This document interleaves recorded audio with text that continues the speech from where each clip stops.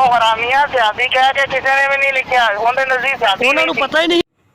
अस्सलाम वालेकुम जी। आज मैं हशाम अलाही ज़हीर साहब से मुखातिब हूँ कि जनाब आपने ये जो नारा बुलंद किया कि जो बंदा किसी भी सहाबी की गलती को भी डिस्कस करेगा वो भी गुस्ताख सहाबा होगा और उसके ख़िलाफ़ कानूनी कार्रवाई की जाएगी।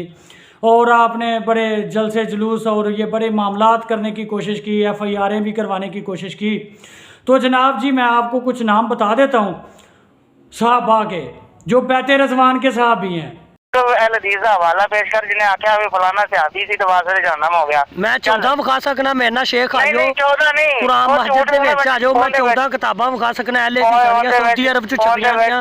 ਜੇ ਚੋਣਾ ਚਾਚਾ ਆਪਣੀ ਸਾਥ ਗਵਾਰੀ ਨੂੰ ਲਿਖਿਆ ਜਹਨਮੀ, ਅਬਦੁਰ ਰਹਿਮਾਨ ਬਨ ਦੇਸ ਨੂੰ ਲਿਖਿਆ ਜਹਨਮੀ और नहीं लिखा लिखिया उर्दू च वाजिया लिखिया। ਉਹ ਹਰਾਮੀਆਂ ਸਿਆਸੀ ਕਹਿ ਕੇ ਕਿਸੇ ਨੇ ਵੀ नहीं लिखा ਉਹਦੇ नजदीक सियासी ਉਹਨਾਂ ਨੂੰ ਪਤਾ ही जिनके दिफा के लिए आप रोडों पे निकलते हैं उन जैसे करोड़ों भी हों तो उनके मुकाबले में जो है ना वो उनकी कोई हैसियत नहीं है जिनका नाम मैं लेने जा रहा हूँ। मैं बैत रज़वान के सहाबा की बात कर रहा हूँ। जहाजा गफ़ारी रज़ी अल्लाह ताला अन्हु की, अब्दुर्रहमान बिन उदैस बलवाई रज़ी अल्लाह ताला अन्हु की, और जनाब आपके फ़िरके के सबसे बड़े बाबे ने जिसके बाद जिससे बड़ा अहले हदीस कोई नहीं है, इब्ने तैमिया ने इन दोनों सहाबा के बारे में क्या लिखा ये आप खुद पढ़ लीजिएगा। मैं इंशाल्लाह वो सारी चीज़ें स्क्रीनशॉट लगा दूंगा। उन्होंने मुनाफिकों की कैटेगरी में इनको लिया। किनको? बैत रज़वान के सहाबा को। किस वजह से? उनके बारे में कमज़ोर दर्जे की रवायात थीं कि ये हज़रत उस्मान के मुहासरे में शामिल थे। अब इन कमज़ोर दर्जे की रवायात की वजह से बैत रज़वान के सहाबा को मुनाफिक कह दिया तुम्हारे इब्ने तैमिया ने। तो लगाओ इब्ने तैमिया पे फतवा, जला दो उसकी सारी चीज़ें जो जो कुछ उसने लिखा है, फ़र्क कर दो उसे, अलाने बरात कर दो उससे, तब हम मानेंगे कि तुम अपने वादे में सच्चे हो। और फिर सिर्फ और सिर्फ इब्ने तैमिया ही नहीं, मैंने अपनी पिछली वीडियो में भी 3-4 हवाले तुझे तेरे मकबे फ़िक्र के दिए थे। शेर मोहम्मद का दिया था, मियाँ शेर मोहम्मद, और प्रोफेसर दूसरा वो भी मैं स्क्रीनशॉट लगा दूंगा प्रोफेसर साहब का भी, उनका भी मैंने आपको हवाला दिया था कि उन्होंने तेरे अहले हदीसों ने बैत रज़वान के सहाबा को मालून और जहनमी लिखा है सिर्फ इस वजह से कि उनके बारे में कमज़ोर दर्जे की रवायात थी कि ये हज़रत उस्मान गनी रज़ी अल्लाह ताला अन्हु के बागी थे। तो जिनके पर्दे में मजबूत रवायात हैं, सही बुखारी 2812 ये हदीस तो हर बंदे बच्चे को याद हो गई है कि जिनके बारे में इतनी मजबूत रवायात हैं, और वो बागी किसके हैं? खलीफा राशिद के। हज़रत उस्मान भी खलीफा राशिद, हज़रत अली भी खलीफा राशिद, हज़रत उस्मान भी दमाद रसूल, हज़रत अली भी दमाद रसूल। तो फिर इन दोनों के बागियों के बारे में आपकी जो राय है, आपका जो इन दोनों के बागी हैं उनके बारे में दोहरा म्यार क्यों है? एक जैसा म्यार रखे ना।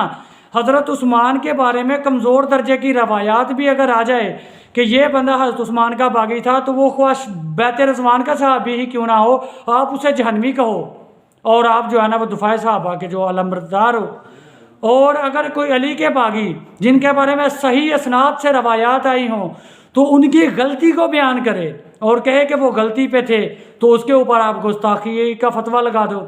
और फिर मैं देवबंदियों से भी मुखातिब हूँ कि ये इन्होंने बड़े जो है ना वो शिया के कत्ल किए और इसी दुफाए सहाबा के नाम के ऊपर कत्लेआम किया जो पाकिस्तान में, तो इनको भी अपनी मंजी में डांग मारनी चाहिए।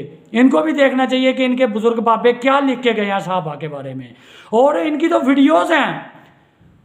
अभी मैं आपको इसमें स्क्रीनशॉट लगा दूंगा अब्दुल वाहिद कुरैशी साहब का। उन्होंने अपनी वीडियो शहादत उस्मान में 44 मिनट और 23 सेकंड पे जाके अमर बिन हकम सहाबी रसूल को जिस अल्फाज में जिस तरह मुखातिब किया कि इन जैसे, फिर जो है ना वो मुनाफिक या जो भी लफ्ज़ इस्तेमाल किया तो उनको मुनाफिकों की कैटेगरी में डाला कि इनको फिर सही है। तो माविया ने जो है ना वो सबक सिखाया था।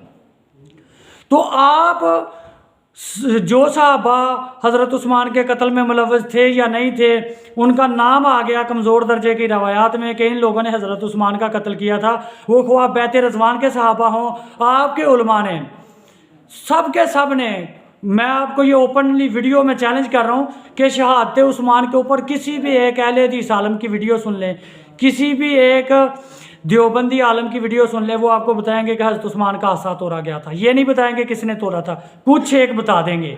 चलो मानते हैं सब तोड़ा था, कुछ एक बता देंगे कि किसने तोड़ा था। वो तोड़ा था जहाजा बिन साद गफारी ने, जो बैत रज़वान का साहब भी है, और उसको फिर बुरा भला कहते हैं। उसके बाद इनको अहले हदीसों के आलिम ने सही बुखारी की हदीस जहाँ पे आता है कि हज़रत उस्मान रज़ी अल्लाह ताला अन्हु के पास जब गए बंदे कि बागियों ने मस्जिद में कब्ज़ा कर लिया, तो हम इनके पीछे नमाज़ पढ़ लें या ना पढ़ लें, तो वहाँ पे उन्होंने ब्रैकेट में लिखा कि बागियों का सरदार अब्दुर्रहमान बिन उदैस नमाज़ पढ़ा रहा है, तो उसके पीछे हम नमाज़ पढ़ लें या ना पढ़ लें। तो ये बैत रज़वान के सहाबी हैं जिनको ये मुनाफिक कहते हैं। और भी इसके अलावा जिसका भी आप देख लीजिएगा, वो आपको यही रवायतें कोट करेंगे कि बलवाइयों ने कब्जा किया। ये नहीं बताएंगे कि वो बलवाई कौन थे। अब्दुर्रहमान बिन उदैस बलवाई थे, बैत रज़वान के साहबी, और उनके साथी आसा तोड़ने वाला जहाजा बिन साद गफारी था। और ये भी नहीं बताएंगे कि जो हज़रत उस्मान के ऊपर हमला हुआ था, कहते हैं जी वो पैरा दे रहे थे हज़रत हसन और हुसैन, लेकिन जो कातलीन थे वो किसी और रास्ते से आए हैं। और दूसरी तरफ से कहते हैं कि 40 दिन के हज़रत उस्मान अंदर प्यासे थे। और तअस्सुब ये दे रहे हैं कि जो पहरेदार थे अगर उनकी साइड से आते कातलीन, तो फिर हज़रत उस्मान के ऊपर हमला नहीं हो सकता था, मतलब कि वो उनके ऊपर गालिब थे। और फिर साथ ही कहते हैं, और ये शाम अलाई ज़हीर साहब के ऊपर कर्ज है, इनके बाबा ने, इनके सके वालिद ने, एहसान अलाई ज़हीर ने शहादत उस्मान वाली वीडियो में जो कुछ बयान किया है, यूट्यूब से डाउनलोड करें और उसे सुने और उनके जवाब दें। उन्होंने अपनी वीडियो में कितने कितने सहाबा की कितनी कितनी बड़ी गुस्ताखियाँ की हैं। ये आज सहाबा के ठेकेदार बने फिरते हैं।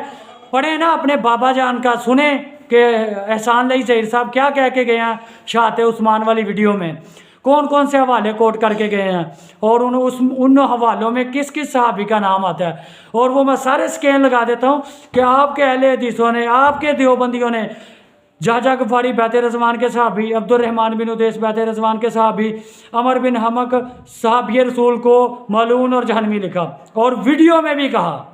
वो सारी चीज़ें भी मैं साथ लगा दूंगा। और फिर जवाब दीजिएगा कि जो हज़रत उस्मान के बागियों को आप मुनाफिक कहते हैं, तो हज़रत अली के बागियों के बारे में आप इख्तलाफ राय भी क्यों नहीं रखने की इजाज़त देते किसी को।